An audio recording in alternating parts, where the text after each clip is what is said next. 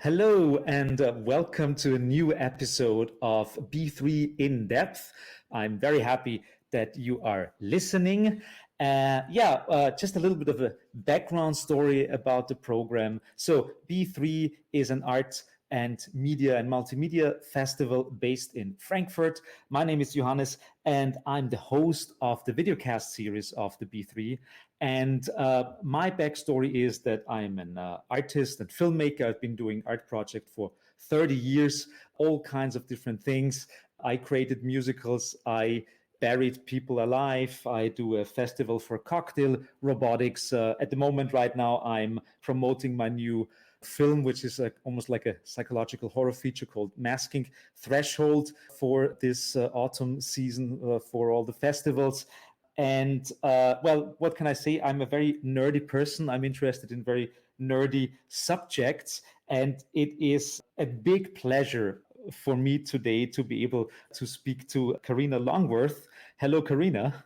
Hi, thanks for having me. It's great having you. So we're at the moment in different time zones. Usually I am in Europe and my guests are somewhere overseas, but this time it's the other way around. I'm in Florida in the plague pit, and you are in my time zone, in my usual time zone in Europe. But it's great having you.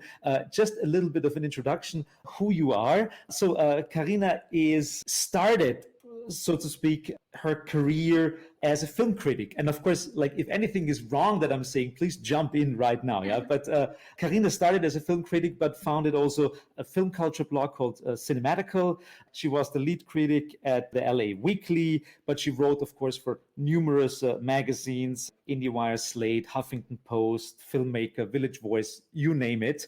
So Karina started as a film critic, but what most people know her for is her work internationally, is her work in the medium of podcast. And that's very interesting for me. Her first big podcast series was You Must Remember This. And it's a podcast that covers lesser known stories of Hollywood, the good old days of Hollywood. And her new podcast, it's starting right now, is called Love is a Crime. And it's dealing with a very interesting character, the film noir star Joan Bennett and her life. And yeah, I would actually really like to jump into the first question and ask you, so what made you change, or what was your motivation to go into the medium of podcast and kind of leave or partially leave the medium of writing? Well, I had been a film critic for, a local weekly newspaper. And as part of that job, it was a requirement to just see every movie that came out. And so that was 10 to 20 movies a week. And I found that to be really draining. And I almost completely lost interest in new movies. And so I wanted to try to figure out a way to cover the history of Hollywood, which is what I had gone to grad school to study and was my true passion. And so I tried a few different things. I wrote a couple of books and I taught for a while at a university, but I was finding that just as somebody who consumed media, I wasn't really reading people's blogs that much anymore, but I was listening to more podcasts. And I decided that if I could find a way to cover the history of cinema in a podcast, it would just be something where I didn't think there was anything out there that was doing what I thought I could do. And so at the very least, probably nobody would be that upset if I did it. And, maybe people would actually like it. Mhm. So do you see then, like, let's call it that people, because you said you got tired or you didn't want to be forced into having to watch so many movies and kind of like getting, let's call it like immune to the magic. And I kind of know that because I'm also doing many projects that where you are kind of confronted with creative content all the time. And at some point it's just like, I can't even process all of that stuff anymore. So is it a jump into a new medium because it's also a more accessible medium for many people because it's just easier to listen to something than to read? Well, it's kind of two different issues. For me, I wanted to stop being a film critic because I wasn't interested in new movies anymore. And I think that happened because I was forced to watch all of them. But then the issue as to like why write versus podcast or why podcast instead of write, I mean, it was more just about the way I was consuming media. And I wasn't reading as much writing anymore. And so I thought it would be, just as me as a person, like I was not really, I was not excited about reading people's writing as much as I was excited about listening to podcasts. Hmm. Okay. So like the medium of like the audio play, and in a certain way, for example, your new project that you're doing, Love is a Crime, it is even more an audio play than it is a classic podcast format. So it is very creative, and it has actors in it and stuff like that. So it feels so weird and so great for me because I'm a big fan of audio plays, and there is a long tradition, for example, in Germany and Austria for audio plays, but that almost completely ended in the, I would say, like 90s or something like that, early 2000s. There is almost no funding for audio plays. Even big radio stations like the Austrian version of NPR and all that stuff, they're not playing audio plays anymore. And it's so great to see a resurgence of that stuff, because it's kind of like coming back to radio and back to other formats from media, from the medium of the internet, from podcasts. And so what, did you listen to audio plays before you started working on podcasts? I had heard some, but I Mhm. wasn't a big connoisseur. I mean, I think in America, they were dead long before you're saying that they were dead in Europe. There's on satellite radio in America, there's one station that plays audio dramas from maybe the 1950s, 1940s. And as somebody who's researched the history of Hollywood, I know that oftentimes big movie stars would do versions of their movies on the radio, but I can't say that I was a huge fan or had listened to many of them. Mhm. Okay. So, what's the difference for you in writing for reading and writing for podcasts? So for myself, for my podcast, You Must Remember This, which I've been doing since 2014, there was no difference because the way that I write, even if I wasn't going to be then speaking it out loud, I kind of hear myself say it in my head. But for Love is a Crime, it was a little bit different because it's not just my voice on the show. I was writing for another person who is my collaborator on the show, Vanessa Hope, who's the granddaughter of Joan Bennett and Walter Wanger. And then I was also writing for actors like yourself, who appears as Fritz Lang on the third episode. And so, in that sense, it was kind of a learning experience because I mean, I don't know if you've heard this famous thing from when they were making Star Wars, where Harrison Ford was having trouble with his lines and George Lucas was not very empathetic about that. And Harrison Ford said something like, "You can write this stuff, but you sure can't say it." And so what I came to understand was that I find it effortless to write for myself and then say my own lines out loud, but that other people, maybe it's not as easy for them to speak my writing, and that I have to learn to change the way that I write for other people because not everybody can sort of speak in my voice. Mhm.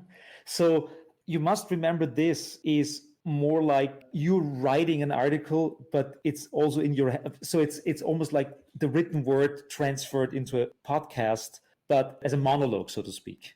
It's mostly that. It's mostly an audio essay. And then Mhm. I include film clips. And then sometimes I do have actors come in and do parts of it. But it's depending on the episode, it's 75 to 90% my voice.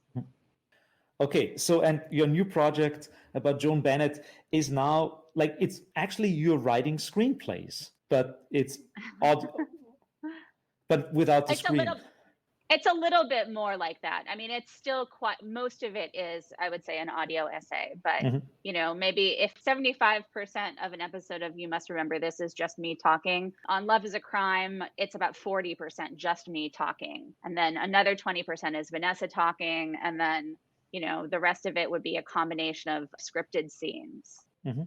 How did you learn to know your collaborator, or how did you get into the whole project about Love is a Crime? How did that start? So I met Vanessa at the Sundance Film Festival in, I think, 2008 or 2009. She had produced a film that I really liked called The Imperialists Are Still Alive. And so we met, and I was living in New York at the time. And then a few years later, after I had moved to Los Angeles, she and her husband also moved to Los Angeles. And we kind of just reconnected in film world.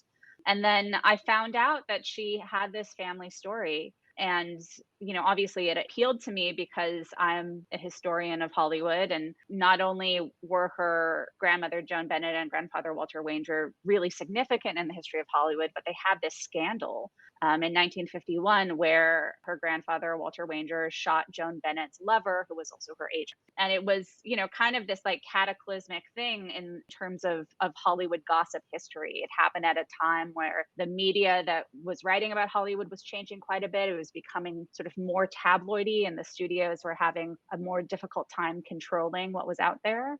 But at the same time, it was also the dawn of the 50s and sort of 1950s morality of there being double standards in terms of what was expected for women versus men. And so her grandmother, Joan Bennett's career really suffered from this scandal. And I felt like it was just one of these great stories, these really juicy stories. And so as, over the years, Vanessa was trying to tell the story in various different formats. She wanted to do a documentary film or maybe a TV show. And, it was sort of not coming together for a number of reasons, I think mostly financial. And then we just started talking about, what if we try to do it as a podcast? Because there's kind of a market right now for, you tell a story through a podcast, and then sometimes you can sell the rights to the podcast and make a film or a TV show based on that. So we just thought that I could help her kind of crack the story in the podcast format, and then she could take it to like the next stage. So we decided to do that, and we started working on it about a year ago in August 2020. Wonderful. As far as I understand, the first issue, like the first episode, is already released right now. So every episode of Love is a Crime comes out every Tuesday. So it started on August 16th, and there's going to be a new episode every Tuesday for 10 weeks. Wonderful. No, I'm very much looking forward to listen to all of it. And thanks for having me on the show, because I have the small part of playing Fritz Lang, which was very fun doing. That's quite something. That I would end up being Fritz Lang sometime in my life. That's great. Well, you did a great job. We're really excited to have you. Yeah. And have you gotten any feedback yet? Because I'm very interested, like, how does it go? Of course, I assume because you're working together with Vanity Fair on the project, that of course the PR is not the big problem, but have you got any reactions so far yet? It's really hard to say. The reactions I've gotten have just been people who seem excited about the show, but that's pretty much it. And, I'm sure people are listening to it who are coming to it from Vanity Fair who, maybe have never listened to my podcast before. But to be honest, I haven't heard a lot of reaction. Mm-hmm. Well, I mean, we have like a couple of weeks to go with the project.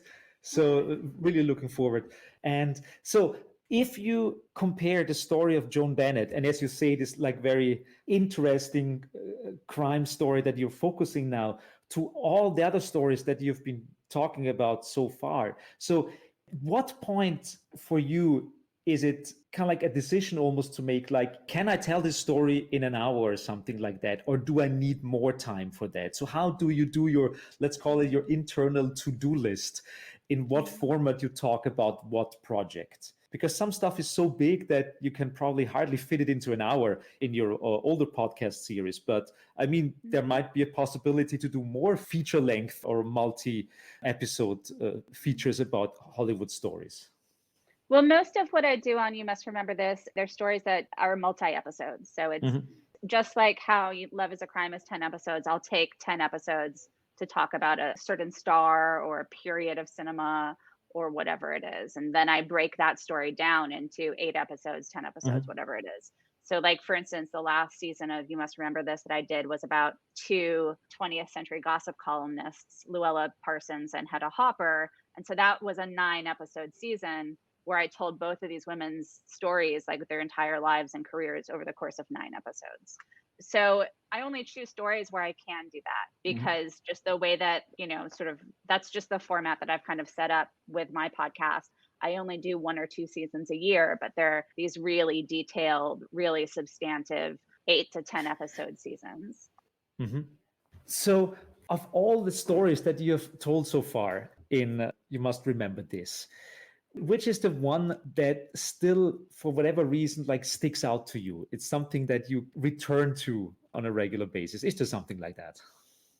Well, I think for me, I don't know about return to, but for me, I think the most exciting to work on was this season I did about Polly Platt, who was a production designer, a screenwriter, and a producer. She's probably best known for having been married to Peter Bogdanovich. Mhm. And she was the production designer and did the hair and makeup and costumes on The Last Picture Show.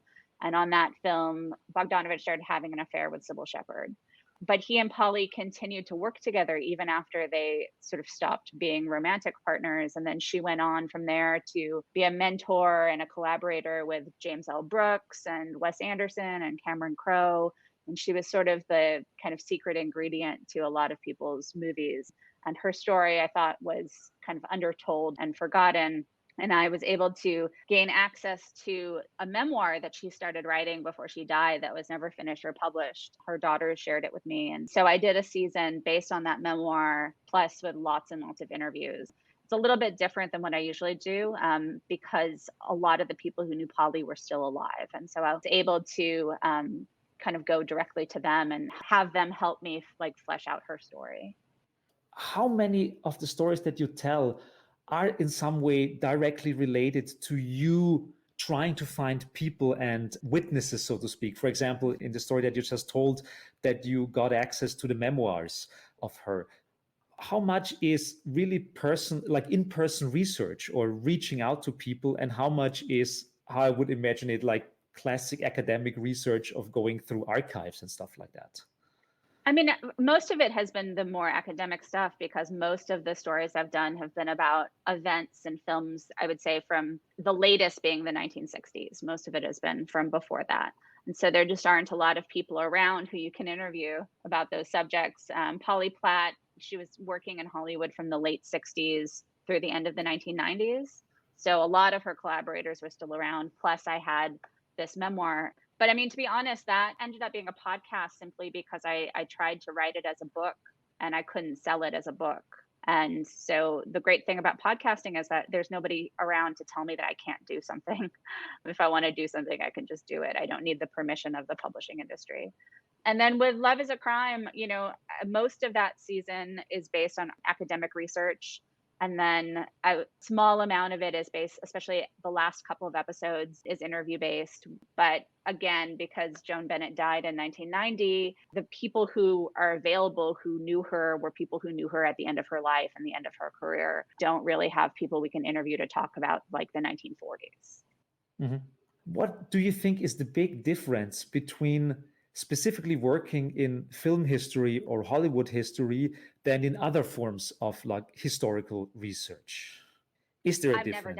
I've never done any other kind of historical research, so I don't know. Good for you. No, because it's so like I know a couple of historians, yeah.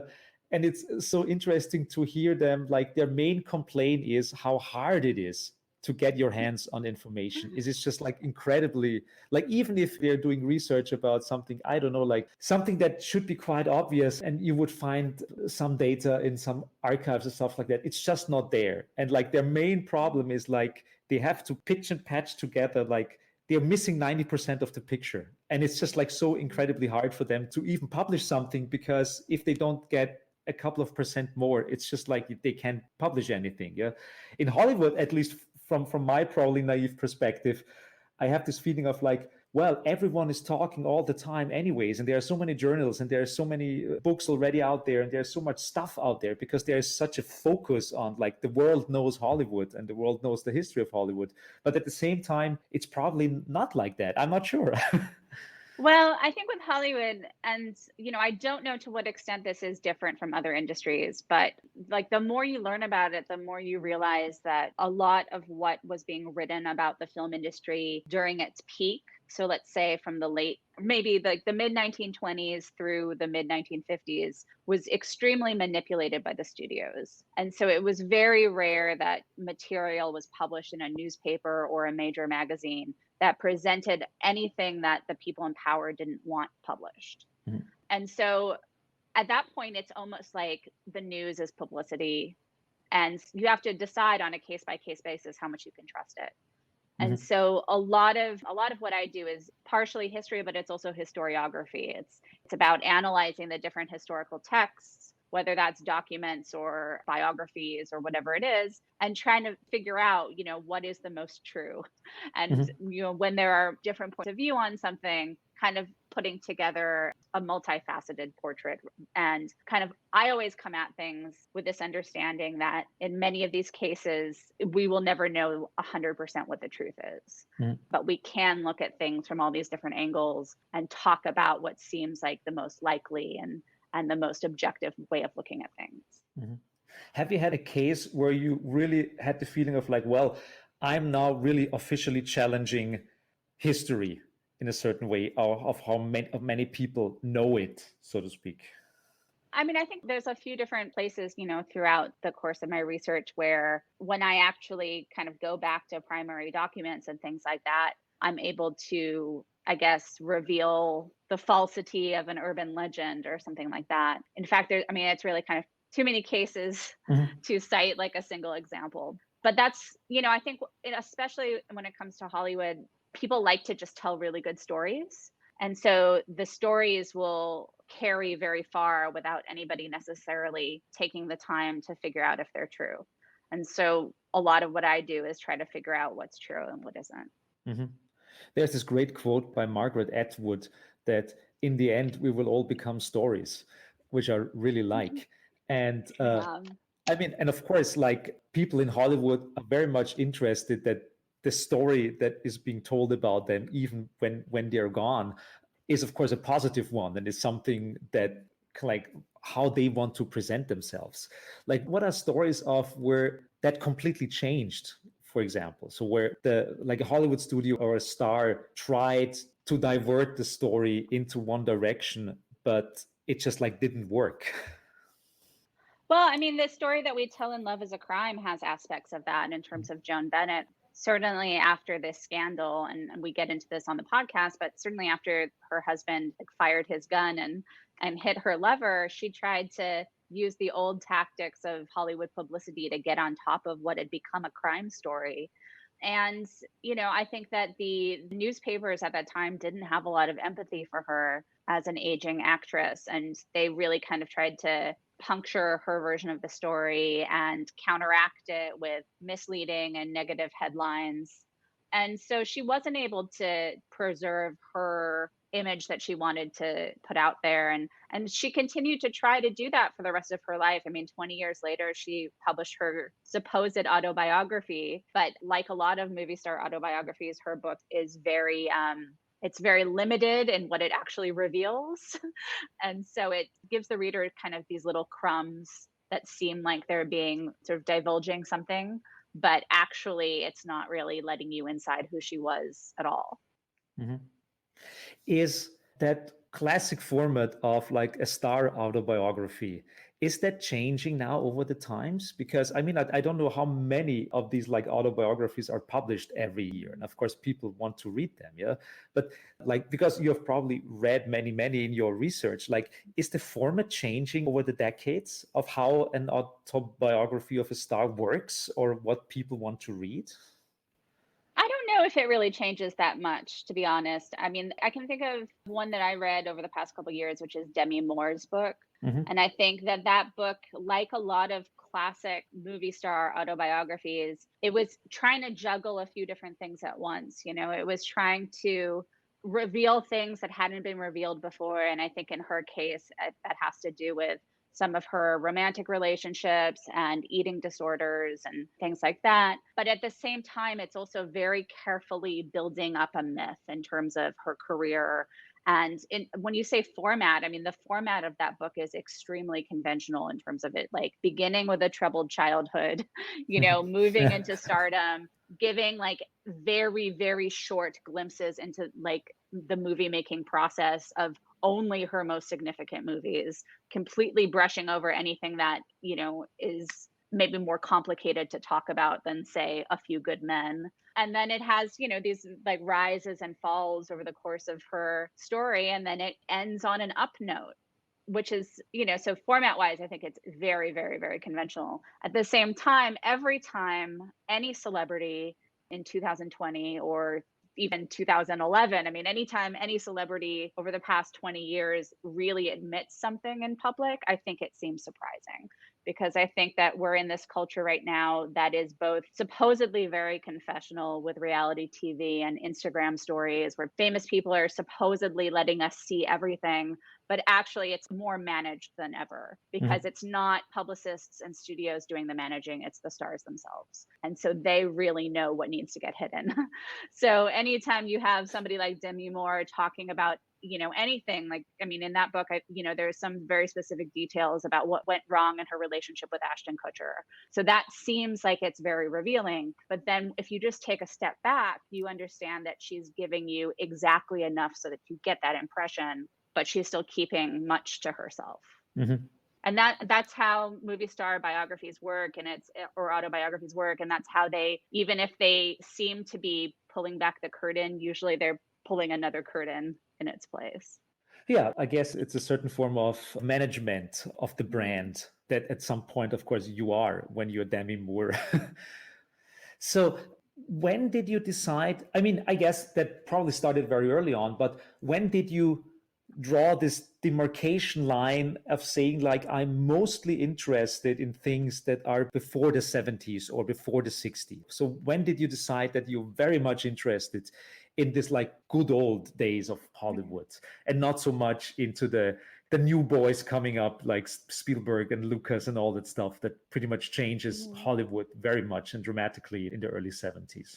I'm interested in that stuff too. I'm just not interested in movies that are coming out today for the most part. But the podcast is very specifically 20th century Hollywood. And what that usually means, I would say, is before 1970. But I mean, I have told stories, from the 70s, 80s, and 90s as well. I did a whole season about Gene Seberg and Jane Fonda. So of course, like, I talked about Jane Fonda's workout videos and her work in the 80s and 90s. And again, the Polly Platt season, there's 3 or 4 episodes that are about the 80s and 90s. So that stuff is definitely there. But if there's a dividing line, it's just that I was a film critic and I was sort of being forced to watch a lot of mediocre contemporary films. I lost interest. And then I kind of lost interest in even tracking the business as it exists now. I think it's just because I see that, like, there is no incentive for anyone to do real investigative reporting anymore. And this, the studios create an enormous incentive for supposed journalists to basically write publicity for them. And in that sense, entertainment journalism has kind of come full circle to where it was in 1929. And I'd rather investigate how the past worked than try to get mired in the present. Yeah, I guess hopefully so. That is there something to learn for present day Hollywood from the golden age of Hollywood, or is the system so completely different now that it is just like almost impossible to draw parallels? Well, it's different in that the companies that make and release movies nowadays are multinational corporations, and they're mostly tech companies that are, even if it's not Netflix, it's AT&T. So that's very different from a time when MGM was MGM and 20th Century Fox was 20th Century Fox, and all they did was make movies.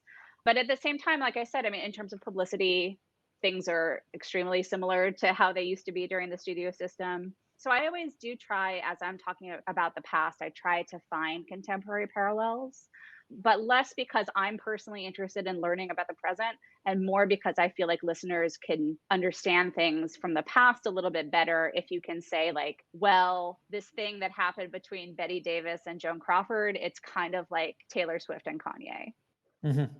That's an interesting mental image. But it's true. Yes. So because so many people listen to podcasts nowadays, and I guess many of them are also like younger generations and classic millennials, and or people who are 20 now or something like that, people who are probably like born after 9/11. But it seems still like, if I see the reviews about your podcasts and if I see the general reaction, there are so many people, like even very young people, interested in what you're doing and interested in Hollywood history.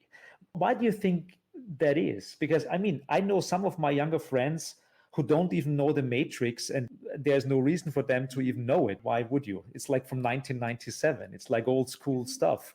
But it seems there's some strange magic about stuff, I don't know, like from the 50s. I don't know. Yeah, I don't know that I can really explain it either, but I'm always just really happy to hear it because I do think that on some level, podcasts are more accessible than movies nowadays, especially during the pandemic where it's a lower barrier to entry. So if a young person listens to one of my podcasts and then they download one of the movies that I'm talking about from 1933, that's all I could ask for. Yeah, absolutely. I mean, the main problem nowadays is to get people. I mean, people can pretty much like find everything on the internet. It's kind of easy to find stuff on the internet. But not But classic film.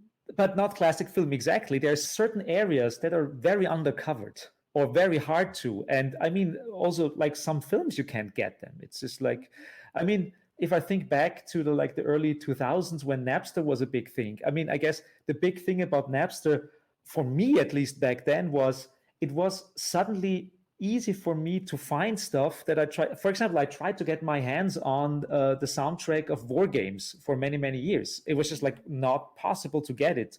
And suddenly there was Napster and I had it. And I didn't even want to pirate it. It was just like impossible for me to get it. So there's this like the gatekeeping mechanisms are kind of tough. And to find something that is different is then not that easy as many people think. Yeah, yeah, and in terms of classic film, the change from formats has been a problem because of all the many, many movies that were, let's say, released before 1980, only a fraction of them were ever put on VHS, and only a fraction of those films were ever put on DVD or Blu-ray. And now disc formats are obviously getting phased out for streaming. And so only a small fraction of things that were ever put on physical media are available for legal purchase or rent on the internet. And so, I mean, just as somebody who needs to do research about things, and in sort of my hobby life, I'm kind of a completist when it comes to certain directors or stars, there are so many things that are just not legally available. And I always exhaust every legal method that is available before I go to any other method. And that includes, I'll spend a lot of money to buy a Korean release of a Douglas Sirk film before I'll download it. But it is a real problem just for the preservation of Hollywood history that so many things have been allowed to just slip out of print and slip out of any available format. Mm-hmm. And I mean, there are foundations who also like take care of that stuff. But then again, it is really complicated. All the legal situation, who is in charge of what? I mean, like even like for me as a filmmaker, even trying to get the rights, like the licensing rights for like a song or something like that, it takes months and years. Sometimes it's incredible. Yeah. But then also in terms of movies, sometimes things can just sort of fall out of copyright. And sometimes that is good because it makes it so that it's available easily and cheaply. Like, for instance, one of Joan Bennett's most famous films, a Fritz Lang film, Scarlet Street, is out of copyright. And so you can watch it almost on any platform for, $1.99, I think. Mm-hmm. But that's actually a good question. Like, how do you define what are the years of the classic, the golden age of Hollywood? The way historians define it, and it kind of changes on who you talk to. But I mean, because some people would include the late silent era as well. They would start from maybe about 1922, 1923. I personally would start from 1927. And then the sort of ending years are in question as well. But usually it's considered to be about the mid 1950s. So you're talking about somewhere from the mid to late 1920s to about the mid 1950s. And that is the period where you have the sort of the five big classic studios who are in control of almost all movies. And then things start to change because of television, because of the fragmenting of the audience through television, but also things like popular music changes completely with the introduction of rock and roll. And so the studios kind of start to fall apart. And this is a process that obviously takes a long time. Vertical integration was this thing where, let's say a studio like MGM not only owned the studio lot, but they also owned the movie theaters. So they were in charge of making the movies, distributing them, and exhibiting them. In America, the Supreme Court knocked that down in 1949. So the 1950s become this time where Hollywood has to completely change their business model And that leads to a lot of studios kind of falling apart and either rebuilding themselves or ceasing to exist. Like, for instance, RKO had been one of the big studios. It ceased to exist, and Lucille Ball and Desi Arnaz actually bought the RKO lot and turned it into a television studio. So that's really emblematic of these changes that were happening at that time. But then, as you mentioned earlier, there's the era of Spielberg and Lucas and Coppola, and they start kind of redefining what it means to make a blockbuster film in the late 60s and early 70s. Yeah. So, but if we take your definition, let's say, like that the golden age started in 1927. 1927, let's say that's pretty soon. There will be like 100 years of that. Like the 100-year like anniversary of 1927 is kind of like around the corner. And that also means that a lot of public domain stuff will happen pretty soon. And I wonder, I mean, so pretty much like every year things fall into the public domain, but it's now, like 2021, there are not that many, like, let's say pop culturally super relevant things that were released in 1921. But of course, some of them are, yes, that's right. But is the golden age of all this stuff that will be public domain? Like, are we on the verge of seeing that? Well, I have to be honest that I don't know enough about how copyright law works. So I don't really know how to answer that question. At some point, like I really also have to dig a little bit into that, because at the moment, for example, I'm also not up to date how the whole thing, like Disney always tries to shift, like the Mickey Mouse thing, so that Mickey Mouse does not hit the public domain. But at some point, it's unavoidable. I mean, at some point, it will happen. Yeah. And, I mean, one of the things I can say about Hollywood film is that, especially in the 1920s and 30s, a lot of films were considered to be disposable. And so literally they would be like, the celluloid would be melted down, like to be recycled.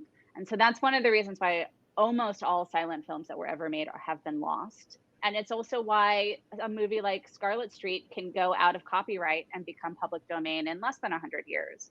Because at some point it came up for copyright renewal and nobody renewed the copyright. Mm-hmm. So, I mean, there are many, many, many cases of films like that are already available in less than 100 years. And in fact, like that is most of the classic film library that's available for streaming on Amazon Prime Video, are classic films or films from the 1920s, 30s, 40s, and 50s where nobody ever renewed the copyright.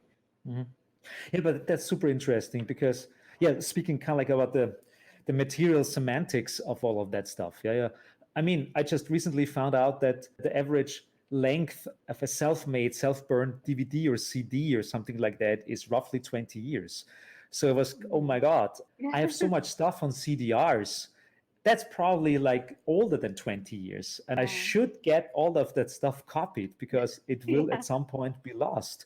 But are there other things, or like you say that celluloid was kind of like recycled, so to speak, to use it again?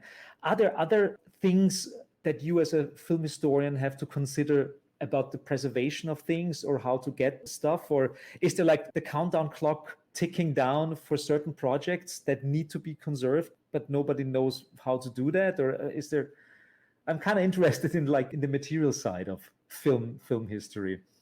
Yeah, it's not my area of expertise, unfortunately.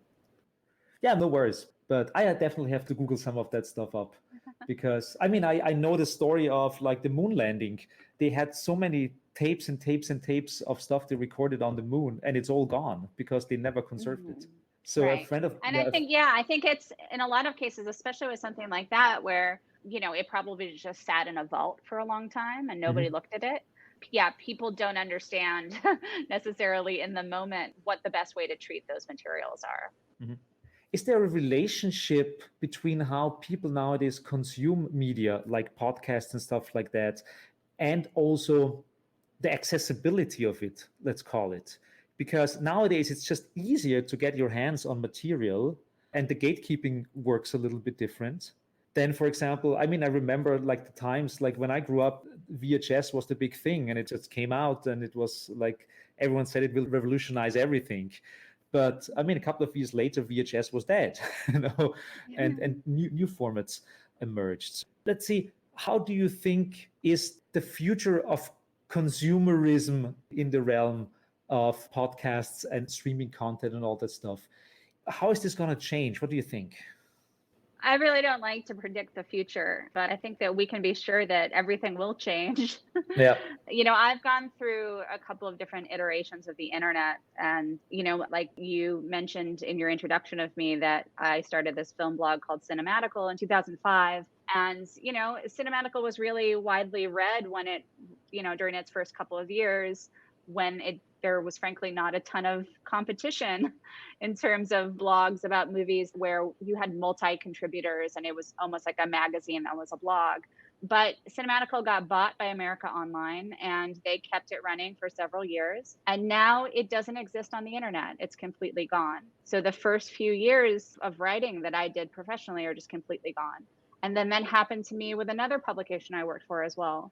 So that kind of thing has taught me that there's no permanence in technology at all. And, if you are doing work that you want to survive, you have to take charge of preserving it yourself. Yeah. Oh, that's very true. A good friend of mine, and I also interviewed him for B3, is Jason Scott. He's an internet historian, and he's also working for the Internet Archive. And he's just like, the Internet Archive is great. Yeah. Yeah, it's just like one of stuff. It's just incredible stuff. Also, I'm very happy that the Prelinger archive and all that stuff made its way into the Internet Archive, and that there are people actively really downloading sites. And I mean, Jason was one of the guys who saved GeoCities. And even like saying something like that, we need someone to save GeoCities, it was such a big thing just a couple of years ago, and now nobody knows it. But it's also like such an important part of internet history, and it needs to be preserved, because then we'll run into the same problem that you mentioned, that celluloid was recycled and all these like wonderful products were lost. And now so many interesting things, like the history of the world is just like rotting away because people don't make copies. Yeah. Well, is there a thing in your research on your mind that you say that needs more of my attention? This is probably something that is so big or that is so interesting that it deserves its own podcast, or it deserves its own book of some kind. Like, what's the stuff that you're currently researching? I am working on a new season of You Must Remember This, but I don't like to announce what they're about. But I could just sort of say vaguely, it's about two singers who became actors, and they work basically from the 1940s into the 80s. And their story has a lot to do with race and masculinity and the corruption of the music industry. Mm-hmm. Oh, very interesting. Okay. I think I'll be surprised if it's something different, but let's see. But just going back to the B3 a little bit, because the B3 is based in Frankfurt, so it's a European project. Is there a lack, do you think, of research? Because you're primarily dealing with Hollywood, so the American side of movie history. Do you think that there is a need for more historians or research in other language areas or other fields, like, for example, German movie history, Austrian movie history, like, I don't know, like even Thai movie history? I don't know. It seems that there's a lot of focus on, of course, the Anglo-American world and specifically Hollywood, because it's such a dream machine. But how do you see the difference between researching about stuff like that in the US and probably in other countries? I really don't know, to be honest. I really don't know what the historical picture is like in other countries. I assume that everybody needs more historians. Yeah. To be honest, like there aren't a ton of American film historians either. Yeah. It's not a job in which there's a lot of financial incentive or a lot of opportunity. And so I assume that it's even harder in a lot of other places, although at least in some European cities, there's government funding for that kind of thing. Of course, there is none in America. And I'm sure there's I don't know if you followed what's been going on in Brazil recently, where there was a big fire in their National Film Archive. Oh, no, I haven't heard about that. And just a huge amount of Brazilian film history, like the material has been lost. And it's been something where, just from what I can tell from people posting on Twitter, Brazilians and non-Brazilians who have information about it, a lot of people suspect arson, and they suspect that the Brazilian government is responsible. And I don't understand all the complexities, but just the fact that so much material was lost is shocking and problematic, because Brazil has a really rich film history. And, I don't want to be alarmist, but if it could happen there, it could happen in other places as well. And so certainly I think, every film culture needs more historians and more preservationists and more protectors. Yeah, absolutely. Yeah. No, what I'm interested in is also kind of like the attention economy, to call it. So like where on what specific things people put more attention. And of course, there's a lot of attention going towards Hollywood because it's also the job of Hollywood to draw attention. And some things are just like, just forgotten, or like, which makes me sad. At the same time, I'm also not the person to do that. It's like a question like, who out there, who is there? Yeah. Where are the younglings who can take over that job in their cultures and in their countries? Yeah. It's such a cliche question, but is there something like, how would you sell your job or what you're doing to people who are interested in it? In the sense of like, there are many young people out there who are just like looking what they want to research. Maybe they should go into film research or become film historians. Like, how would you sell it to someone? Well, I don't think that anybody should do anything that they're not passionate about doing. So it would be difficult for me to, I think, argue somebody into being passionate about it. But I mean, if they were already passionate about it, I would, just warn them that there's not a lot of opportunity for financial incentive, and there are not a lot of jobs either. I mean, when I started the podcast, one of the reasons why I did it was because I couldn't think of any job that was available that would let me do the kind of research I wanted to do. In terms of where you could do that, there's academia, but I have a master's degree. I would have had to go back to school either get a degree in preservation or get a PhD if I wanted to just have a job teaching that didn't pay a very high salary.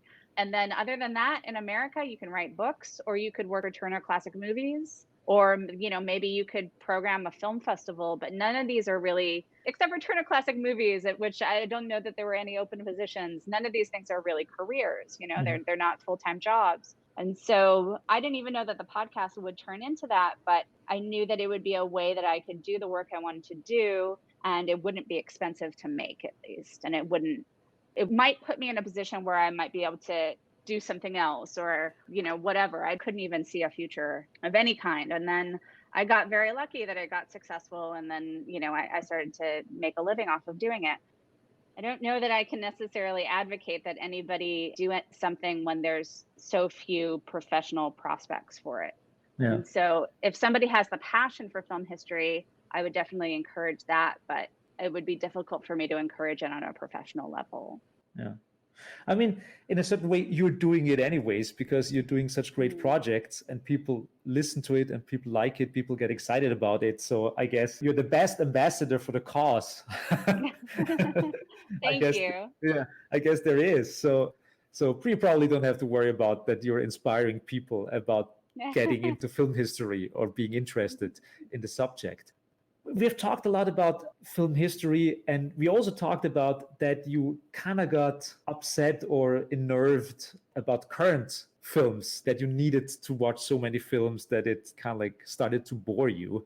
Now that you don't have to do it anymore, or you're not focusing on it anymore, and you don't have to do it as a job, is there something that you still would, at the moment, that you enjoy or that you recommend to people of like contemporary products? I can't tell you the last contemporary film I saw. I just don't remember. I like that. I mean, I don't want to sound pretentious, but the fact is, in a position, especially over the past year and a half, where I haven't gone to a movie theater. So I used to go see new movies probably once a week, but I haven't, since February 2020. So I don't really elect to watch new movies at home because there are so many old movies to watch. Oh, that's absolutely true. There's this really great interview with Werner Herzog where he had this like little like cameo appearance on The Simpsons, and they asked him and they paid him some money for it and stuff like that. Excuse me, my name is Walter Hottenhoffer and I'm in the pharmaceutical business. Yeah, I was wondering when that guy was going to state his name and occupation. Quiet! And later on, he confessed that he never heard of The Simpsons before when they asked him to do that. And I'm like, how is that even possible? that you don't know The Simpsons? I'm not quite that bad, but Definitely it seems like there's No. a lot of contemporary pop culture that just passes me by. Yeah, yeah.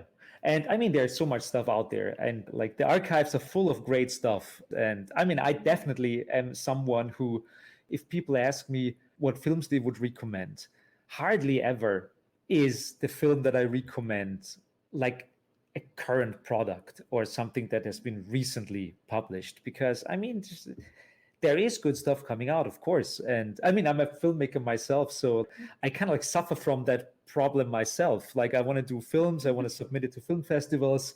They have to watch so much stuff that they can't probably pay proper attention to the stuff I'm making. So I know it also from the side of producing films that there Yeah. is an enormous amount of material out there, and who is ever going to process that? I mean, I will not stop making movies. That's what I like to do. Yeah. But still, there is a point where there is a saturation level for certain things. And then, of course, there's also the whole debate about the politics of what films are being screened on Netflix and how to get into all these, like the echelons. I found it so interesting to see that you have so many streaming services nowadays. It's almost like the good old days of like where there were like 3 or 4 different videotaping systems. You know, there were VHS and Video 2000 and all of that stuff. And I remember that I was very upset. I wanted to watch a film, but it wasn't out on VHS. It was only out on Betamax, and I couldn't watch it at home. So, and now it's the same with streaming services, that you kind of have to submit to so many different services to be able to access that. And I wonder at some point if that will also change, or when it makes it just easier also for consumers to get access to stuff.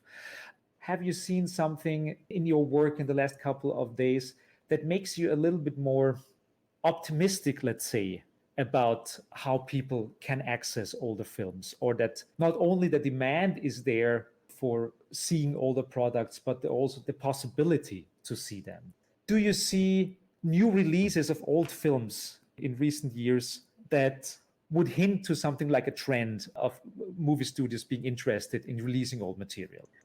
Well, I don't know if you read the New York Times, but there was a big feature in the New York Times this weekend about this French film called La Piscine, which has had a re-release in the US over this summer. And it's a Criterion release. So they're also putting it on the Criterion channel, and they're going to put it out on disc. But it's been in movie theaters. And actually, between the time I got vaccinated and the time I left Los Angeles, I went to the movies once, and it was to see that film. And apparently it's been playing at Film Forum in New York City for months and months and months, and it's still a packed crowd. And so it opened, I think the article said in May, and they've extended it indefinitely, at least until November, because they're just selling out all the time. And this is a French film from the 60s. So that is, I think it's the first success story like that in a long time. And it's super exciting to me that something like this, and it's a viral hit, basically. It's just word of mouth of people telling one another, I went and saw this sexy summer French film, you should go see it too. And people actually listening and going to do that. And what's great about that too is that you don't have to be in New York. It's played in many cities in America, but then it's also going to be available streaming on the Criterion channel, which I believe is international. So that's really exciting. And what's exciting about it too is that it can be this kind of multi-platform thing where you can go see it in a movie theater if you want, but then you could also watch it at home. Wonderful. What are 3 films that you would recommend people? Now we're still kind of like in pandemic times, people have time at homes. 3 films that are kind of like easily available from your area of expertise and old Hollywood films that you would recommend. Let's see. I don't know if I can get to 3, but one film that I would definitely recommend is called Some Came Running. It's directed by Vincent Minnelli. It's from, I think, 1958. It stars Frank Sinatra, Dean Martin, and Shirley MacLaine. And it's one of my favorite movies of all time. And I watched it not too long ago and was just, people often ask me, what classic films would I recommend to young people who think that old movies are boring? I usually try to avoid that question because I feel like it's not really my job to give somebody the taste for something. They have to acquire it themselves. But I think that this movie, Some Came Running, is just kind of a marvel because there's not a single dull moment. In every moment of it, the story is moving forward in this really exciting way, and it's visually stunning. And at the end of the day, it's basically a story of like, will Frank Sinatra like be a drunk or an upstanding guy? Like, is he going to gamble and hang out with floozies, or is he going to become a writer and marry a school teacher? But the way that that story is told is just incredibly dramatic and satisfying. And then I don't know, 2 other movies off the top of my head. I don't want to torture you with that kind of stuff. Thank you so much for your hint. I'll definitely check it out. Cool. Wonderful. Thank you so much for chatting with me and being on the show. It was great having you. Thanks for having me. Yes. I hope you enjoy a nice afternoon in Belgrade in your hotel room. I don't know Thank you. what your plans are, but it was great having you. And we'll definitely put all the information, the links to your biography and the links to your podcast and all that stuff, of course, down there into the YouTube comments and into the YouTube description line, so all the people can follow up with your work. Thank you so much. And yeah, keep doing historical stuff as a historian. Okay. All right, I will. Thank you. Have fun in Florida. Thank you so much. Be safe. Hey, folks, and dear ladies and gentlemen of whatever gender you prefer, that was another episode of B3 In Depth. If you want to see future episodes, please subscribe somewhere down here. I hope to see you in the future, and I hope you join the debate. Thanks.